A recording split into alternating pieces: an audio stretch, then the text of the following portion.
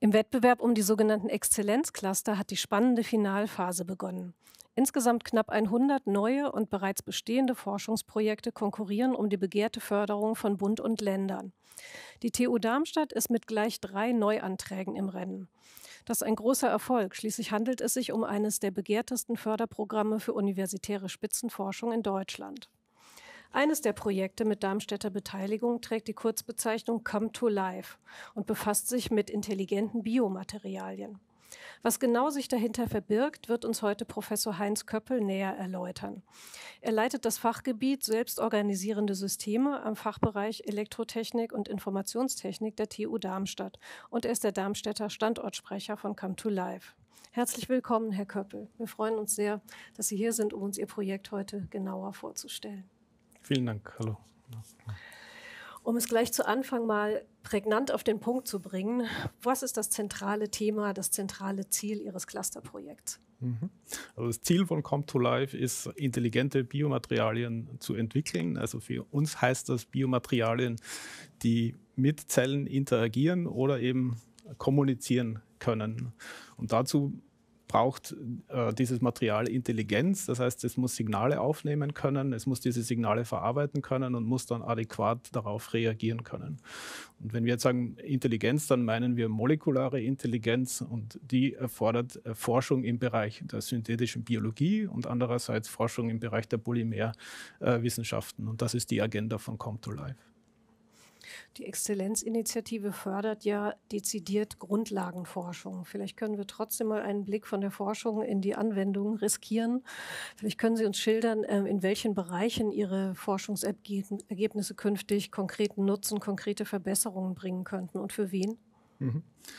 Also die Anwendung von solchen Biomaterialien ist im Prinzip vielfältig, aber wir haben die medizinische Anwendung im Blick.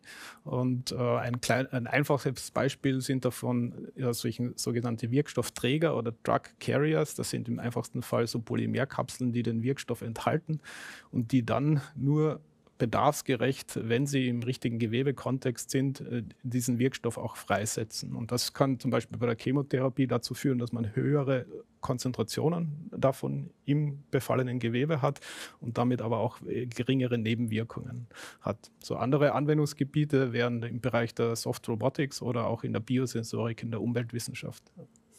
Und diese medizinischen Anwendungen, von denen Sie gerade gesprochen haben, könnten die sich eines Tages tatsächlich in der Praxis durchsetzen? Und wann könnten sie Ihrer Ansicht nach flächendeckend im Alltag im Einsatz sein?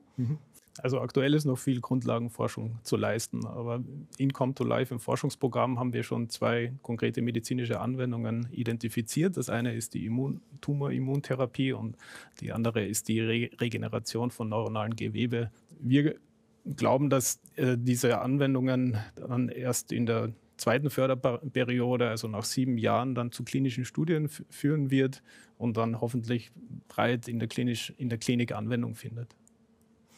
Und an solchen Clusterprojekten sind ja Wissenschaftlerinnen und Wissenschaftler aus ganz unterschiedlichen Disziplinen und von unterschiedlichen Einrichtungen beteiligt. Auch an Come to Life forscht das Team der TU Darmstadt nicht alleine. Wer ist denn sonst noch daran beteiligt und worin besteht der Anteil der Darmstädter Forschenden?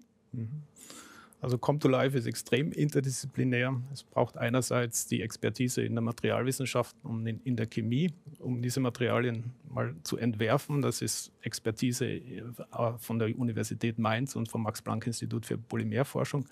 Aber andererseits braucht es auch die Entwicklung der molekularen Intelligenz mittels biologischen Komponenten, zum Beispiel RNAs oder Proteine, die entwickelt werden müssen. Und das ist die Expertise der TU Darmstadt, insbesondere der synthetischen Biologie. Aber auch TU Darmstadt bringt die Expertise im Bereich der Physik weicher Materie. Zusätzlich haben wir noch Kommunikationswissenschaftler an Bord, um einfach diese doch schwierige Thematik der lebensartigen Biomaterialien in einem Dialog mit der Bevölkerung zu hoher Akzeptanz zu verhelfen. Durch diese Kooperation zwischen Darmstadt und Mainz ist Come to Life ja auch ein bedeutsames gemeinsames Projekt der Rhein-Main-Universitäten, also des Verbunds der TU Darmstadt mit der Johannes Gutenberg-Universität Mainz und der Goethe-Universität Frankfurt. Zum Abschluss noch eine kleine Bitte an Sie, Herr Köppel. Könnten Sie bitte für uns den folgenden Satz vervollständigen? Come to Life sollte als Exzellenzcluster gefördert werden, weil? Weil die Konvergenz von synthetischer Biologie mit Materialwissenschaften zu komplett neuen Materialkonzepten führen wird und auch neue therapeutische Konzepte für Krankheiten erlauben wird. Also die Potenziale für die Wissenschaft und für die Gesellschaft sind enorm und wir haben das richtige Team und die Expertise, um hier erfolgreich zu sein. Wir wünschen auf jeden Fall alles Gute und danken Ihnen herzlich für das interessante Gespräch, Herr Köppel. Vielen Dank. Neben Come to Life ist die TU mit 2 weiteren Vollanträgen in der Endauswahl um die Exzellenzcluster. Das sind zum einen RAI zu künstlicher Intelligenz und zum anderen das Forschungsprojekt TAM, das sich mit der Anpassungsfähigkeit des menschlichen Geistes befasst. Spannend wird es dann im kommenden Frühjahr. Dann entscheidet die Exzellenzkommission über bis zu 70 Exzellenzcluster. Damit heißt es nun also Daumen drücken bis Mai 2025.